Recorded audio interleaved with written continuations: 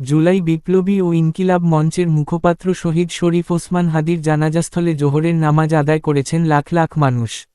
শনিবার দুপুর সোয়া ১টার দিকে নামাজ শুরু হয়। এর আগে মানিক মিয়া অ্যাভিনিউ কানায় কানায় পূর্ণ হয়ে যায়। হাদির জানাজাকে কেন্দ্র করে গোটা এলাকা কার্যত রূপ নেয় একটি সুরক্ষিত জোনে।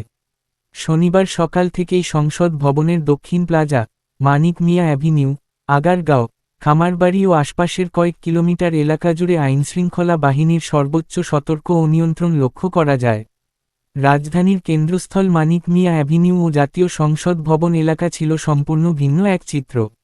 ভোরের পর থেকেই সংসদ ভবনমুখী প্রতিটি সংযোগ সড়কে ধাপে ধাপে নিরাপত্তা জোরদার করা হয়।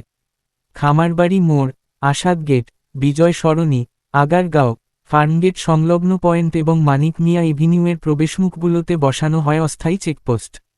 এসব checkpost metal detector, hand scanner এবং ম্যানুয়াল তল্লাশির মাধ্যমে যাচাই বাছাই শেষে মানুষজনকে ভেতরে প্রবেশের অনুমতি দেওয়া হয়।